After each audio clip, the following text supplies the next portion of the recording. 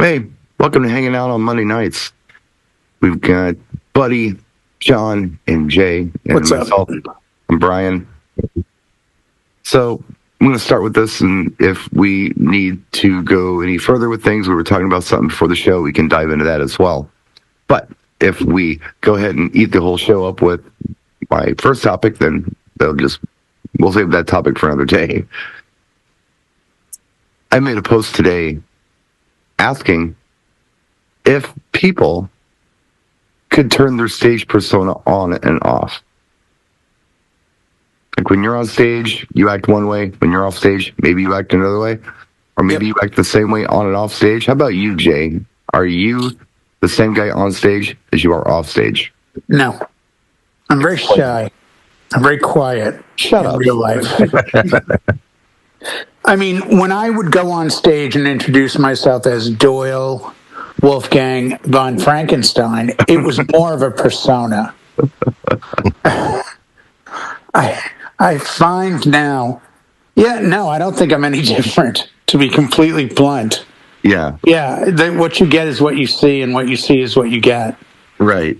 Yeah, I don't have a, hey, welcome everybody.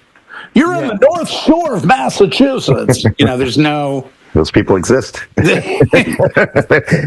know several. Yeah. we know that. So is Jay. Yeah, I don't change my voice. I don't... Okay. No. How about you, John? I find on the microphone, I'll purposely talk slower so that people have a chance to hear the words, and I'll articulate a little clearer. Do you understand the words I am saying? More pauses. You don't rush the sentences because otherwise it just sounds like garble. You have to... Yeah. It's not radio voice, but it's... Hey, everyone, can I have your attention for a moment? Pause. Mm-hmm. Let it breathe. Yeah. Let them give you that attention. Then continue to speak. So I think the pacing's a little different than real life, that you're just conscious of it, that you can't just... Hey, like an auctioneer and... And no one understood a word. Like, did he say cake? Are we throwing a bouquet? What are we doing? I don't know what's cooking here. Yeah. But as far as being, all jazz hands, I think I'm pretty much the same person. I just make it a mental note to not rush. Don't you think that's an experience thing, too, though, knowing enough to pause? Yeah, silence does mean a lot. Couple of years in the business, you learn not to rush. Catch on. That and, put R's on the end of the words. They're like, read them like they were written. We're at a party, not the party. It's not an H in the middle. Have you seen that series when the accent slips out?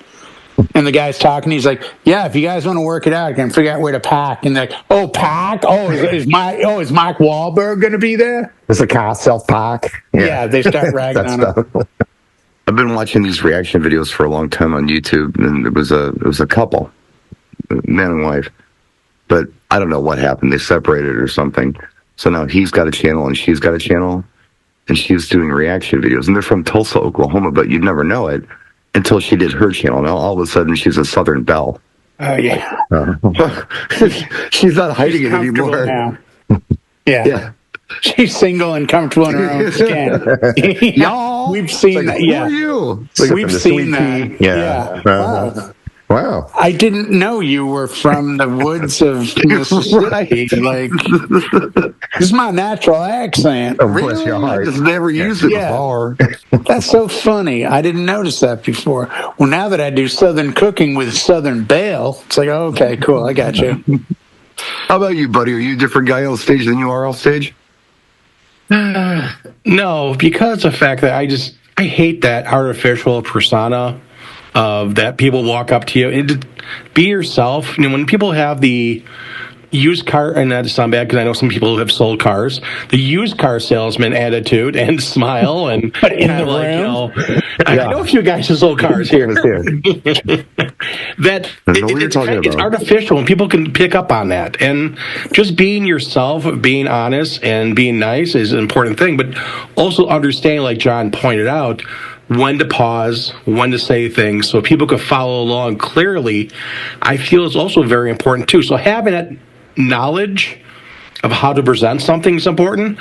But having the DJ voice and changing your voice around or saying you're a different way or trying a different accent and talk like you're like, oh, I'm from Russia now. I'm from Russia.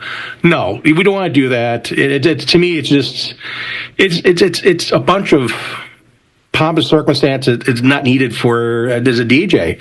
I feel just be honest, be yourself. Just like, and this may sound bad. I know some people like to have their DJ cool name and stuff like that. I never understood it. I never got a cool DJ name. I just go by my regular name. I know some people have DJ whatever.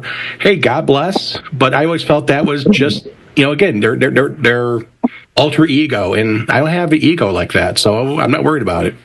But he doesn't want to say the swear word. I'll say it for him. He thinks it's a bunch of hooey. Bunch of horse pucky. Hooey. Hooey. Yes. But I think when you start, there is that. And I started in a club, so I did have a bit of an accent on my voice because I kind of had to when you say cinnamon and Porsche and Audi and Mercedes 50 times and then get a free T-shirt. Oh, so you're a car salesman too. Oh, no, you do. At the end of the night, you can't speak because your voice is so hoarse from going like, hey, what's up, guys? Yeah, it's like Huggy Bear on the microphone. But I think a lot of DJs back in the day, perceived the industry as, hi, everyone. They had that high, that voice. And John's right. It's a radio thing. Yeah. The radio DJs, when I worked in radio, the ones I really liked had that voice, but it was natural. Like off the mic, they were like hey, Stacey. Yes, Stacey Knowles has the greatest voice in the DJ industry. Yeah. I will fight you for that. I don't care. Stacey Knowles talking the same about guy on the radio as he is. 100%. He always sounds just like this when he's talking, and the way he does in his inflections and everything is always just like he does on the radio. Same. We had growing up, Dick Clark, right? Wolfman Jack. Casey Kasem. Wolfman Jack did not sound like that every day. No, Wolfman Jack sounded like a little girl sometimes. That's what No, he sounded. But I've seen his real voice. He does not sound like Wolfman Jack. Well, if you saw American Graffiti, you saw. That's where you hear his real voice, American Graffiti. But Casey Kasem had that cool voice. Shadow Stevens. If your name, there's a great radio station in San Diego, and they used to have a character, and his name was like James St. James or David St. David, and he was that, they would put a vocoder and a pitch on his voice and make it really low. Howard Stern does it all the time. It's like... He uses compression. Well, in compression, and they'd put like a pitch simulator, which would drop his voice to that like insane low pitch that's not natural. And they would goof on, coming up 10 minutes after the hour, 50 minutes before 9 o'clock. And they would go through this goof of the old school DJ. And I've always been curious with this topic tonight, Brian. Where did that start? Did like the first DJ come on and do that, and then the second said, oh, that's the standard, and then the third and the fourth and the fifth? I think I might have some insight on this. And now that you mentioned it, this goes back to theater. I remember watching an interview with Tim Curry. It was either during or right after they had shot Rocky Horror Picture Show. And he, if you didn't know, he played Frankenfurter in the American stage production of Rocky Horror before he got the gig as the character in the film. Right. And the question they asked him was, do you play it different on stage than you do on film? And he said, well, yeah, I do. When I'm on stage, I make gestures like this. But when I'm in the movie, I make gestures like this. Everything's exaggerated on stage. It's a very big thing, but when it's a more intimate thing, you bring it down.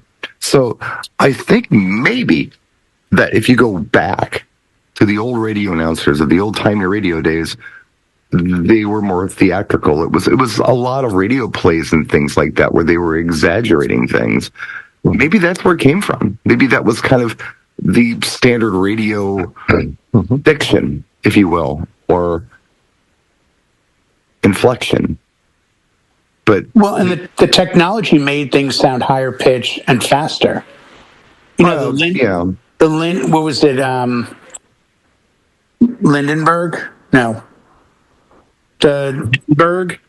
Hindenburg. The Hindenburg. Hindenburg. The Hindenburg. It's like, oh, the humanity. Oh, they're falling out of the things. Oh, blah, blah, blah. It's like so high pitched and fast. Well, it's because the recording was being played fast. Okay, but I'm saying like that was what you got. Giant Things on Fire will do that to people. So I think people heard that. If you're a 12-year-old going, man, I want to be on the radio someday, and I just talk like this. I better go like yeah.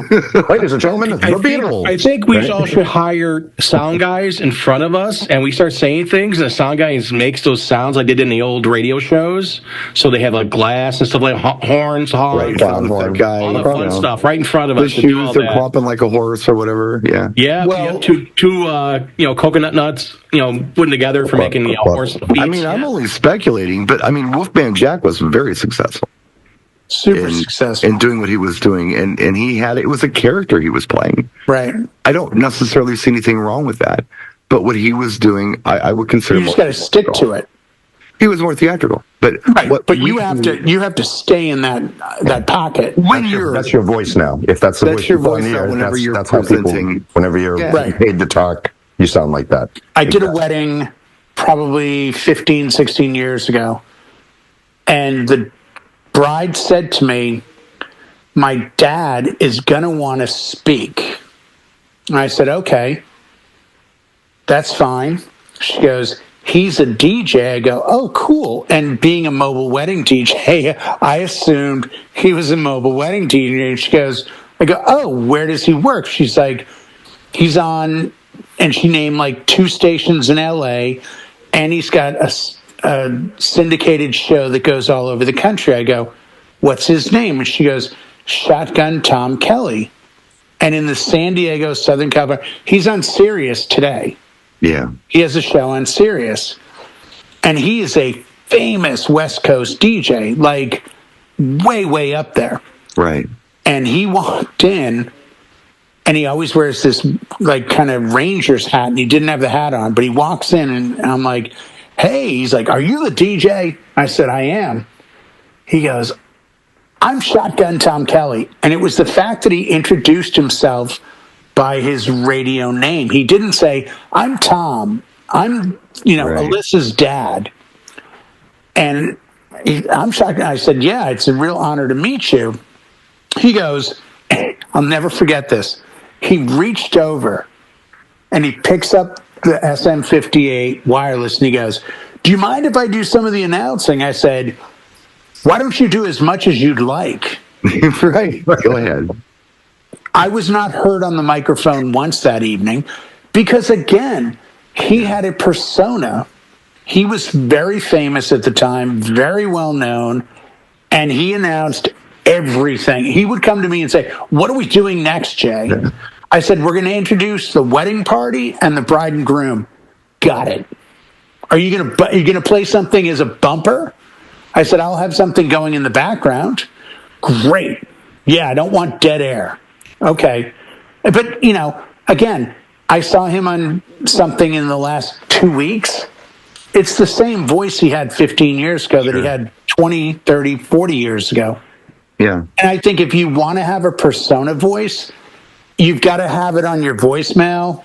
You've got to have it in the meeting, because it would seem weird to have this come out and then when we get to the wedding be like, "Welcome, everybody. How the heck is," I think there's something discerned, The persona voice is, I don't think it's always a bad thing, but not everybody can pull it off. No. And if everybody tries to pull it off, I think that's when it gets weird. I mean, I've said it before. I'll say it again. You can call us whatever you want. I call us artists. And we're all going to do it a little different. We're all going to interpret this art in a different way. I don't think there's a right or wrong way, but there are effective and ineffective ways. And what I've done personally is I've tried to take my cues more from stand-up comedy than from that now that I'm older. I think I tried to do the persona voice when I was younger, but now I listen to the cadence of people like George Carlin or Louis C.K. or Chris Rock or anybody who's doing public speaking. And one thing they do a lot is pauses. Like John said, you speak slower. And what I found with that is I try to take it into my regular speech as well. Like the count. I try not to say a lot. When we're talking right now, you don't hear me doing ums all the time. But I've got to be careful with the pauses. And the reason I have to be careful with the pauses is because I have people in my life like Jay. And if there's a pause, he's going to fill it. He's jumping through the doggy door. Noise. Yep. And I'm not saying that to be rude. I'm saying that because when I'm on the show... It's an open door. Yeah, I have to be very careful. My pauses have to be just right. Because if they're not... Jay jumps in. And yeah, the Zoom pauses have to be very, very specific. I'm not going to finish a thought. I'm not going to finish a thought. If you're going to pause, wait for this moment. Exactly. Joe Bonamassa. Then I come back. Yes. Yes. No, I saw somebody speak at Mobile Beat back in 2000, so 25 years ago. And it was the first presenter at a DJ show I'd ever seen command a stage. And the room was full. So I'm not exaggerating. There was hundreds, maybe 1,000 DJs in this room. Yeah. And this guy paused so well that I walked out of that thing from that day forward going, man, the pause is where the power is. It really is. It is. If you're telling a story, you know when you have them. And as John said earlier, when you get that, like, hey, welcome everybody, can I have your attention? It's a waiting game. Or it's you say something so impactful that they realize they have to now listen. And we all have our style. I'm not going to go into it. We all have our thing.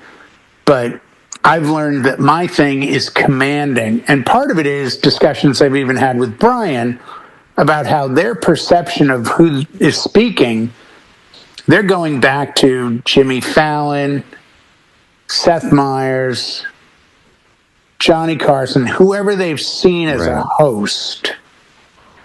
That idiot that, I don't know, I shouldn't say idiot, he's super wealthy, but I just don't like his approach or style. That the Ryan guy from Dancing with the Stars, he's a DJ. Ryan Seacrest. That's it, Ryan Seacrest. America's Got Talent or American Idol or whatever. Everywhere, I don't care for his style. Me personally, I don't find it good to listen to. And I've seen hosts. We just lost Wink Martindale the other day, 90 years something. Wink was great at it. Gene. The only thing I know about Wink Martindale, by the way, is Craftmatic adjustables. It was some kind of power automatic recliner he used to hawk on TV. Yeah. And he always had beige socks on, so I just think of him as the beige sock guy. He was kind of a beige guy. Yeah. Well, like Chuck Woolery came up with that We'll Be Right Back 2 and 2. 2 and 2, yeah. And it's nothing, but it's enough that we're talking about it 30 years later. Yeah. I think it would be great to have a tagline, to have a thing you're known for. But I think regardless of how you do it, you need to understand the audience is never going to naturally follow you because you are not the star. If you're the name on the billboard out front and you walk on stage, they want to listen. If you're the DJ at a wedding for Jim and Sally, and you're not Jim and you're not Sally, then you're getting in the way of their night. So you have to somehow convince them what I'm doing and saying is for the benefit of the reason you're here. I'm of that philosophy as well. I can tell you that when I first started doing this, it wasn't like that. Here where I live, I think the culture was very much small rooms in the back of pubs where you would see live music performances and people would go to watch a show. So as a young wedding DJ, they were treating me in that regard too, where they wanted me to be the host and they were watching the show. Where I think it's different now. It is. Because the music is speaking for itself, in my opinion. And I don't need to do this all the time, and I don't need to be, the guy in the spotlight. Yeah, I agree 100%. That's my art, that's your art. Everyone is doing their art a little different. But 100%. And as shocking as this will sound, and you can watch my videos, you can talk to my clients, do whatever you'd like. I say this to everyone. I have this wedding this week. I will only speak when needed at an event. I am one of the quietest DJs I know. I've never given my name out. And that's going back 30 years ago when I thought by saying, hey, everyone, DJ J here, was intruding on the bride and groom's event, because I came into weddings kind of from the side door. I was in a position to have to do them, but I didn't have much experience. So the first couple DJs I went to were like, hey, don't make a big deal about yourself, man. Don't intro your company. Oh, okay, make a note. And I've just always kind of stuck to that. And it's worked to my advantage, believe it or not, because I'm not talking all night. Once the first dance song goes on, I'll let out a couple, hey, I need everyone to jump. Or, the occasional thing, like the tiny things. But as far as talking, there's no way I have anything to say that's bigger than an Aerosmith song or a Bruno Mars track or a Lady Gaga song. There's really, if I can enhance Lady Gaga by speaking over her, then I'm in the wrong business. On that note, Jay, I'll go ahead and quit beating this dead horse. But I was thinking about you the other day. And I was wondering your opinion on something. I was very curious about this. I want to know what you feel like is Aerosmith's greatest song and why. Seasons of Wither, Get Your Wings. There's probably 7 parts to it. Mm-hmm. The lyrics allow you, much like Stairway to Heaven allows you, to come up with your own conclusion as to what they're saying, where they are. The close second would be probably either You See Me Crying or Home Tonight. If you said what's their best hard song, man, I would go into like Critical Mass or Spaced. I'm a huge fan of Night in the Ruts, so I love Chiquita. I love No Surprise. Kings and Queens doesn't sound anything like Aerosmith, so I think it's a fabulous track. A very unique song. Yeah, it doesn't sound like the band at all to me. The reason I asked the question is because I've seen some reaction videos lately, and the reason these are interesting to me is because they're young people listening to songs for the first time. Right. So they've never heard it. This is not in their lexicon. They're not jaded at all by the song or anything else. Jaded's a good track, but it doesn't sound like them either. I've seen people cry, young people cry listening to Dream On. And that would be my pick. Yeah, I could see that. If you said for the populace, I would say Dream On. Well, no, I don't even mean that. I know you're a lyric guy. That's your thing. Like you're like a hip hop guy, but not. But there's lines like you got to lose to know how to win out of that song. That's a T-shirt. That's a T-shirt. And something else that's interesting about that song too. It was my observation, and maybe you feel different about it. That wasn't for kids. That's an adult song. But it's not. All these lines in the mirror on my face getting clearer. It's like all these lines on my face getting clearer. But when I heard it as a kid, when I heard it as a kid, I heard it as somebody getting old. Right, exactly, wrinkles. But I didn't think. And then as I got older, I was like, oh, he needs cocaine. Yes, Crazy Steven. Well, Alarico. And they hold you in for 3.5 minutes before they say Dream On, before you actually get to a chorus, and it's like, that's a method. That's a thing. Stairway to Heaven, that's a waiting period. Freebird's a bit of a waiting period. It was a segment of music at that time in the early 70s where you had that song. We did it again in the 80s when hair bands said, oh, we have this really hardcore album. Well, where's your ballad? Where's the power ballad? Oh, okay. We have "I Remember" by Skid Row. How are we going to get to pop radio? Yeah. If you listen, for me, just because I'm not an Aerosmith super fan, I know you and John really like them, being Boston guys and rockers. Yep. But for me, as a casual Aerosmith, I don't know, maybe, Buddy, you're on the same page as I am. I don't know if you've ever made this observation, but much like Kings and Queens, even the vocals on Dream On don't really sound like Steven Tyler most of the time. No. They start screaming. Right. Well, that's his early voice, and you hear his voice young. grow. Yeah. And it doesn't really grow until you get into rocks.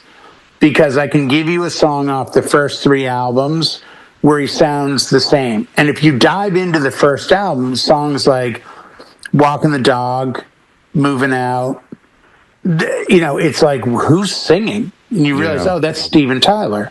Versus I can hear later in the catalog, you're like, it all sounds the same. I'm old enough to remember getting Aerosmith's greatest hits, and it was just the 70s stuff. It was before Walk This Way. And Back in the Saddle, Kings and Queens, Come Together, which was on Sgt. Pepper's, that whole thing the Bee Gees did. That sounds like Steven Tyler. 100%. Dream On does not. No, it doesn't. Different. Most of the first album does. That's not a good or a bad thing. It's just an observation. Yeah, no, and it's a beautiful song, and I watched you turned me on to those whole reactionary videos, and it still makes me laugh.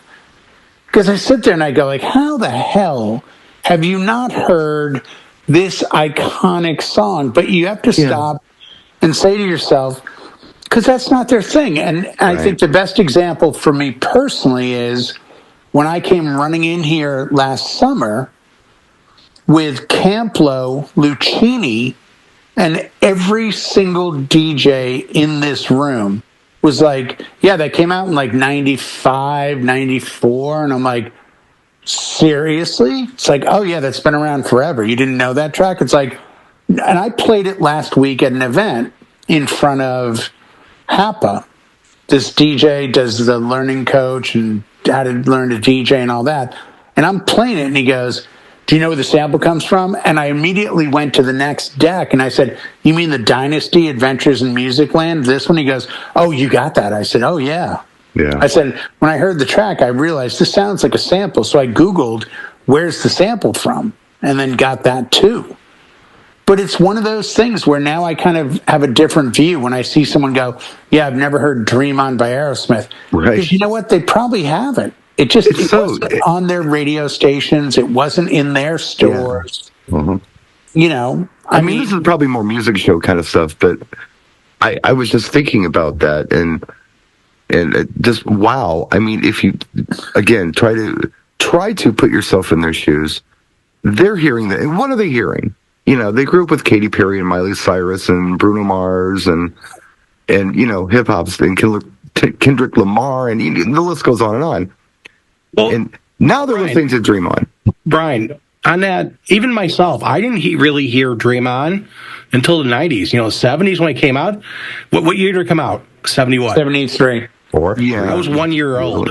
And my mom and dad did not listen to Aerosmith. It was John's parents were the same way. John's parents were very Lawrence Welk people. Yeah, my mom had the radio on, the regular top 40 station on, but John, same thing. He missed a lot of stuff because my dad was very George Shearing, Billie Holiday. My mom was Joan Collins, Joan Baez and Simon Garfunkel, like more folk side. Yeah, I had 45 as like Neil Sedaka and Rock Around the Clock was in my house, and those were right. On the I've played MacArthur's Park like to death, but the original, not the Donna Summer. Right. So when she showed up, I was like, oh, I love this song, but I hate this version because I fell in love with the regular version. Yeah. It's hard to do a remake. It's one of those things. So I think you have your periods. I mean, 73, I was 35 in 73, so it's different. I was already out and about. I was married. I had children. It was different, We did one last night. John had mentioned that he'd never heard Fleetwood Mac doing Black Magic Woman because Fleetwood Mac wrote the song and Santana covered it.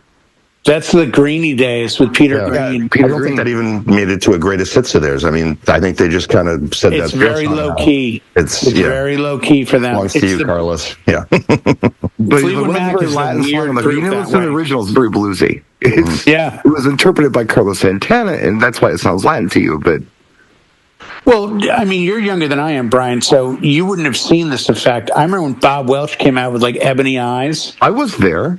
No. What I'm about to say makes sense to me. It's like, yeah, this is from Fleetwood Mac, and I'm like, no, Fleetwood Mac is Rumors. Like Dreams and Rumors were what I knew of Fleetwood Mac. Peter Green's Fleetwood Mac was not in my. No. It came out in 78 for Bob Welch, 79, 80.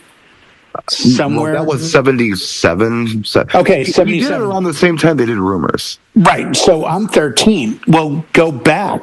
Earlier, I'm Partridge Family around the time, or even before, when they're putting out the Peter Green material. I knew. I remember hearing the live album, and here's Lindsey Buckingham doing, what is it, Oh Well? That's Peter Green. That's the same album, I think, as Black Magic Woman, but it didn't get on my radar until someone goes, that's an old Fleetwood Mac track. What do you mean? I mean, I never suddenly stumble. I even go back and I don't take Albatross, but I do remember hearing Hypnotize in heavy rotation. And then that's a great track. But I never made the connection with that and Bob Welch with Ebony Eyes, or Fleetwood Mac and Bob Welch. I just never. I wasn't that. No, I didn't either. But I remember hearing it. But I mean, and we've done segments where we've talked about, Jay Ferguson, Thunder Island, then go back to JoJo Gunn with Run, Run, Run, same singer. Steelers Wheel with Jerry Rafferty. I never made that connection either. I didn't either. I was Baker Street. I always assumed Steelers Wheels, because of the style of music that it is, it's almost got a bluegrass feel to it. I always assumed it was Southern American. But they were. It sounds like it. Yeah, they were British. I'd agree. No, as a young person, I was just kind of thought, oh, it's Southern rock. Kind of almost, Well, you want to put what is it? I Love You by Climax Blues Band. Yes. Put that up against. Couldn't get it right. Couldn't get it right. Yeah, they're not the same. Not even the same act. Not even the same genre. And it's the same band. Random thoughts, and she totally beat them hard, but we're just blowing it tonight. Random music thoughts. We can double back. I'm sorry. I can't help myself, buddy. I apologize. Buddy hasn't said a word in 5 minutes. I apologize. So, okay. I watch a show casually. I'm not there every week for it, but I casually watch a show on HBO called The Righteous Gemstones. Have you ever heard of this show? No. It's John Goodman is a very successful televangelist, like megachurch guy. Yep. And he's got 3 kids, and they're idiots. And one of the boys is, he's in his 40s. He's got gray sideburns. He's a comedy guy. I don't know what his name is. I don't remember. But he was like in Vice Principals and Eastbound and Down. He's funny. He's very funny. But anyway, at the very end of one of the more recent episodes, I heard a song I haven't heard in a while. And it got me thinking. It was, what is her name? Somebody's Knocking. Terry Gibbs. But they can't come in? Somebody's Knocking. Lord, it's the devil. Would you look at him? Remember that song? I'm thinking of somebody. I heard about it, but I never dreamed he had blue eyes and blue jeans. Oh, no, I'm not thinking of that. I was thinking of the song from Christine. No. You keep on knocking, but you can't come in. That's Little Richard. Okay, yeah. No, Somebody's Knocking by Terry Gibbs. What was interesting about that song, and I'll, if you don't know, that's fine, but I'll play it for you after the show.